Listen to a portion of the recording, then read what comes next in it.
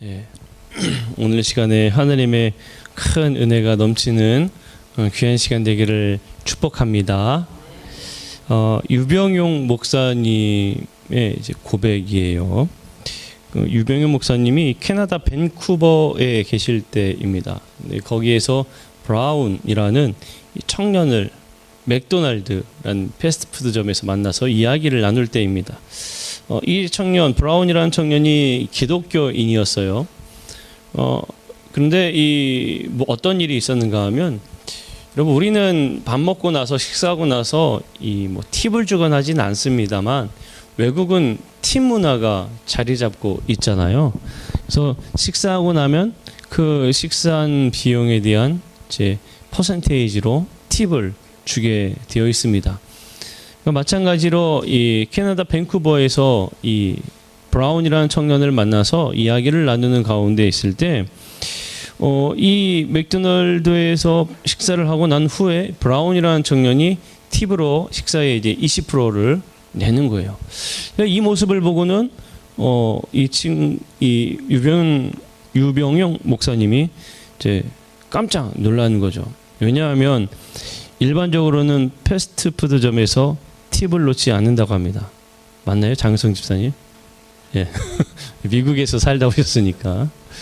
일반적으로는 패스트푸드점에서는 팁을 놓지 않는다고 그래요. 왜냐하면은 서빙하는 서버가 따로 있는 웨이터가 있는 것이 아니라 내가 받아서 먹기 때문에 팁을 주지 않습니다. 그런데 간혹 이 웨이터가 있는 경우에, 서빙을 해주는 사람이 있을 경우에는 이 팁을 준다고 그래요. 네, 맞죠?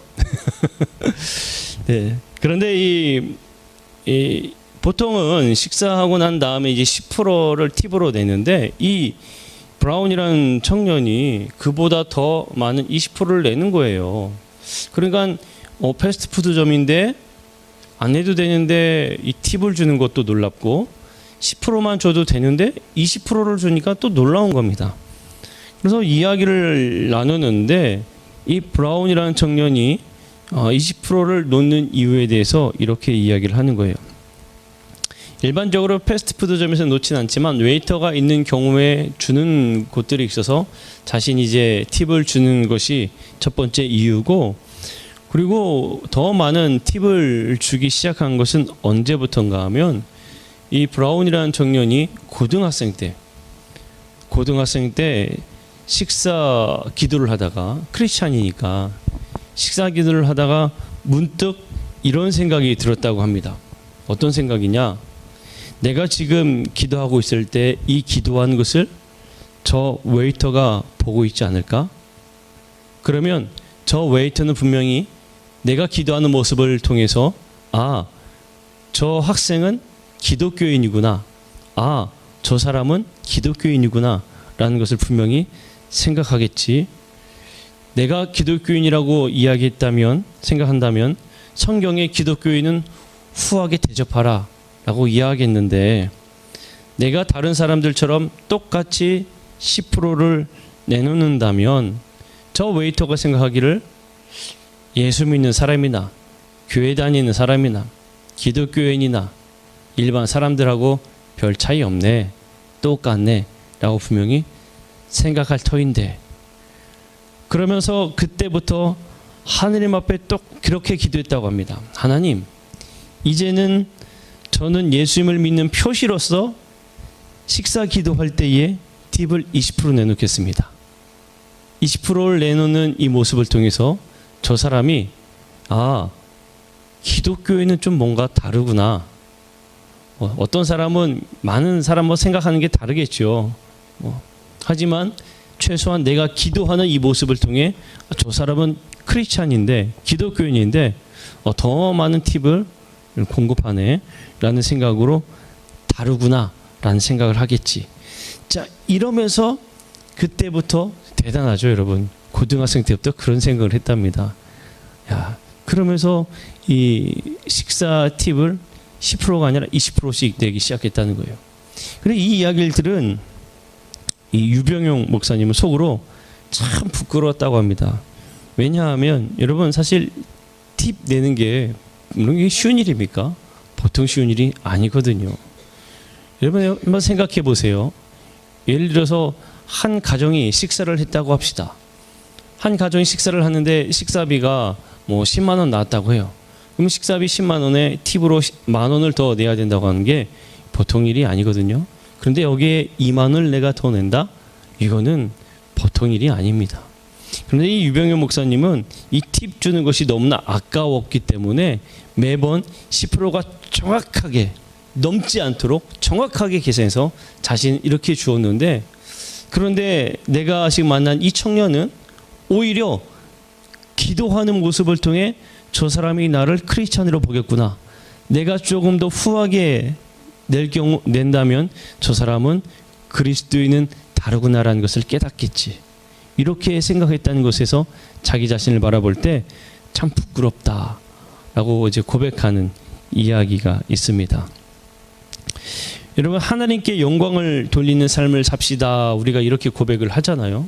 우리 하나님께 영광을 돌립시다라는 이야기를 하는데, 이 일화를 들어보면 하나님께 영광을 돌린다는 그 일이 사실은 대단한 일이 아니라는 것을 알 수가 있어요. 이 청년이 남들보다 더 많은 20% 이 팁을 낸 것은 그 문화를 잘 알고 또 그 사회를 잘 알고 있기 때문에 그 안에서 내가 할 수 있는 아주 작은 일을 통하여서 그 일을 통해서 하나님의 영광을 드러내는 모습이라는 거예요. 이 모습을 통해 한번 생각해 보면 이렇게 생각할 수 있지 않을까요? 밖에서 우리가 식사를 할 때에 밥 먹기 전에 우리가 식사 기도를 합니다. 그리고 식사 기도를 마치고 난 다음에 우리가 앉았던 자리를 깨끗이 치우는 것만 해도 아마 저 그리스도인들이 먹었던 자리는 다른 사람들과 다르구나, 그리스도인은 뭔가 다르구나 라는 생각을 하겠지요. 바로 여기에서부터 하나님 앞에 영광 돌리는 삶, 그것이 바로 여기에서 시작하는구나 라는 것을 생각하게 만든다는 거예요. 오늘 본문 속에서는 10계명의 이야기가 등장합니다. 도둑질과 거짓말이 금지되고 있고요, 하느님의 이름을 헛되이 부르지 말라는 계명도 이어지고 있습니다. 그리고 이후에 계속적으로 이어지는 내용들은 인권 조항들이라 이야기할 수가 있어요. 노동 현장에서 일꾼들에 대한 학대가 금지되고 있는 걸 봅니다.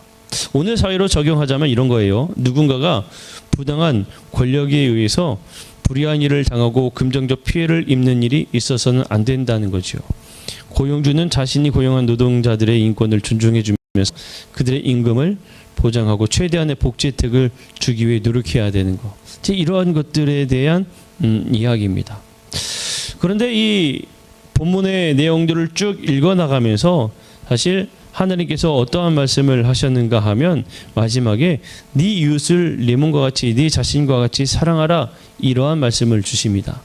이 말씀이 누구의 말씀으로 우리가 들리는가 하면 예수님께서 말씀하셨던 그 말씀이 떠올린다는 거예요. 하나님의 그 계명을 두 가지로 압축해서 말씀하셨죠. 하나는 마음을 다하고 목숨을 다하고 뜻을 다하고 힘을 다하여 네 하나님을 사랑하라. 또 다른 하나는 네 이웃을 네 자신과 같이 사랑하라. 바로 예수님이 말씀하셨던 이 말씀이 오늘 본문 속에서 떠오르게 된다는 거예요. 그러면서 우리가 이 본문을 읽으면서 그러면 우리가 이 말씀에서 나타나고 있는 이웃을 사랑한다는 그 말씀의 의미, 그리고 우리에게 주신 이 말씀의 의미는 어떻게 다가오고, 초반에 나누었던 것처럼 하나님의 영광을 위해 살아가는 게 대단한 일이 아니구나라는 것을 안다면 이 말씀 속에서 우리가 어떻게 그 말씀을 실천할 수 있을까 한번 고민해 보게 돼요. 첫 번째는 뭐냐면 자기를 사랑하듯 이웃을 사랑해야 한다는 겁니다. 자기를 사랑하듯 이웃을 사랑해야 한다. 자, 하나님께서 명확하게 이웃 사랑의 기준을 말씀하셨는데 뭐라고 이야기하셨는가 하면 18절에 뭐라고 이야기합니까? 네 이웃 사랑하기를 네 자신과 같이 사랑하라. 그렇게 말씀하셨어요. 이웃을 사랑하기를 자신과 같이 사랑하라 말씀하셨습니다. 우리가 이웃 사랑을 많이 이야기를 해요. 우리는 그리스도인은 이웃을 사랑해야 합니다. 이웃을 사랑해야 합니다. 이웃에게 우리가 사랑을 나누어야 합니다. 정말 많은 이야기를 듣지만 정작 내 이웃을 어떻게 사랑해야 될까?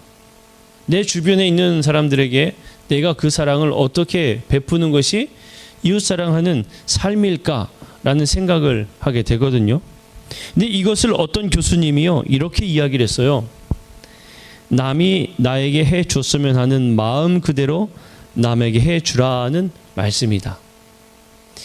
내 자신과 같이 사랑하라는 것은 남이 다른 사람이 나에게 이거 해줬으면 좋겠는데 라고 생각하는 그대로 내가 그것을 남에게 해주는 게 내 자신과 같이 이웃을 사랑하는 것이다 라고 말하고 있는 거라고 합니다. 자, 이것을 적용하여서 생각해 보면 이런 거죠. 무거운 짐을 지고 갈 때에 아휴 힘들다. 이거 지금 누군가 좀 도와주면 좋겠는데 라는 마음이 우리에게 들지 않습니까? 그런 마음이 든 것처럼 무거운 짐을 들고 있는 누군가를 우리가 도와주는 게 이웃사랑이라는 거예요. 내가 힘들고 어려울 때 누가 날 위로해주면 좋겠는데 라는 마음이 들을 때, 마찬가지로 힘들고 어려운 그런 이웃들이 있을 때에 그들을 찾아가서 위로해 주는 것, 그게 바로 이웃사랑의 시작이라는 겁니다. 내가 할 수 있는 일이 있기 때문에 그 일을 작은 것에서부터 하는 것, 그게 바로 이웃을 사랑하는 바로 시작점이라는 것이에요. 그러니까 내가 뭔가 대단한 것을 그들에게 줘야지가 아니라 내가 받고 싶은 대로 남들에게 똑같이 해주는 것. 예수님의 말씀 그대로죠. 네가 대접받고자 하면 네가 먼저 대접하라. 그것과 마찬가지입니다. 그러니까 이웃을 사랑한다는 것은 큰 게 정말 대단한 게 아니라는 거예요. 길을 가다가 어려운 사람들 한번 도와주는 게 이웃 사랑하는 거고, 길을 가다가 작은 부분 우리가 실천하는 부분들이 다 이웃 사랑의 시작점이다라는 것을 우리가 깨닫게 됩니다. 여러분, 이웃 사랑을 정말 열심히 하시기를 바랍니다. 그래서 우리 그리스도인들은 좀 이런 표현을 써서 이상할지 모르겠지만 왜 이렇게 오지랖이 많가? 라고 이야기를 들을 수 있는지도 몰라요. 이 사람들의 가정에서 관심 많아, 저 사람들 이야기에 관심 많아, 그냥 관심 많아가지고 그 이야기를 다른 데 전하면 그건 문제가 되는 거고, 그들에게 필요한 것들을 내가 계속 공급해 주는 게 이웃사랑이라는 거예요. 옆에 있는 가족이 지금 밥은 잘 먹었나, 이거 한번 돌아보는 게 이웃사랑의 시작이라는 거예요. 여러분, 우리가 그 매달 이 침술 의료봉사를 하고 있잖아요. 한번 찾아가서 대화하고 같이 사는 마을 사람들이지만 그들에게 이것을 통하여서 함께 하는 것조차가 이웃사랑인 겁니다. 이웃사랑이 정말 대단한 게 아니구나라는 것을 깨닫게 돼요. 우리 성도님들은 이웃을 사랑하는 귀한 복된 삶을 사시기를 축복합니다. 내가 받고 싶은 거 있다면 먼저 행하십시오. 이게 이웃사랑입니다. 두 번째로는 하나님을 사랑하듯 이웃을 사랑해야 한다는 거예요. 하나님을 사랑하듯 이웃을 사랑해야 한다. 하나님은 이웃에 대한 억압이나 착취를 금하고 있습니다. 품꾼의 삭슬 다음 날 아침까지 밤새도록 가지고 있지 말라고도 말씀하고 있고요. 그런데 여기에 분명히 말씀하시는 건 뭐냐면 네 하나님을 경외하라. 이게 반드시 붙어 있어요. 네 하나님을 경외하라. 그러니까 이웃사랑에는 하나님을 경외하는 마음이 당연히 동반된다는 겁니다. 자, 이 무슨 얘기냐면 하나님을 사랑하는 게 먼저가 되고 그 다음이 이웃 사랑하는 것이 되는 그런 모습도 아니고요. 이웃을 사랑하는 것이 먼저가 되고 하나님을 사랑하는 게 뒷전으로 되는 그것도 아닙니다. 하나님을 사랑하는 사람이 이웃을 괴롭게 할 수도 없고요. 이웃을 괴롭게 하는 사람이 하나님을 사랑한다고 말할 수도 없는 겁니다. 그 둘은 똑같은 거예요. 똑같은 겁니다. 그러니까 정말 하나님을 사랑하는 사람이 이웃을 사랑할 수가 있다는 겁니다. 이웃을 사랑하는 사람은 하나님을 정말로 사랑한다는 겁니다. 그저 그냥 가서 봉사하면은 내 자기 풀에 지쳐 쓰러지게 되어 있지만 하나님의 사랑으로 가서 일하는 사람은 쓰러지지 않는다는 이야기예요. 그래서 늘 동반되어야 되는 게 뭐냐? 하나님을 사랑하는 것, 그게 동반되어야 되는 겁니다. 우리가 열심히 봉사합시다, 함께 나눕시다, 섬깁시다 라고 이야기하는데 섬김에 있어서 하나님 사랑에 빠져 있으면 할 수 없어요. 지칩니다. 일이 되고요. 이거는 정말 사랑이라고 이야기할 수 없는 나에게 짐이 되는 거예요. 그런데 내가 먼저 사랑으로 가득 젖어 있으면 우리 함께 사랑합시다 할 때에 그 발벗고 나서서 사랑할 수밖에 없다는 겁니다. 하나님께서 오늘 우리에게 주시는 것이 바로 그겁니다. 하나님을 사랑하면 이웃을 사랑하게 되고 이웃을 사랑할 수 있는 사람은 하나님을 사랑하는 사람이다라는 것을 우리에게 말해주고 있는 겁니다. 성도라면 누구나 다 하나님을 더 깊이 사랑하길 원하는 마음을 갖고 있을 겁니다. 내가 더 하나님을 사랑하면 좋겠다. 지금보다 더 하나님의 뜻대로 살아가면 좋겠다. 성도라면, 그리스도인이라면 누구나 다 깊이 바라는 마음이에요. 지금은 부족할지라도 하나님을 사랑하는 그 마음이 점점 더 자라나기를 아마도 기도할 것입니다. 우리는 이웃에 대해서도 똑같이 간절한 마음을 품어야 될 줄로 믿습니다. 그래서 저 멀리 있는 사람들의 일이라 할지라도 그들이 내 일처럼 여겨지면서 함께 눈물로 기도하는 거예요.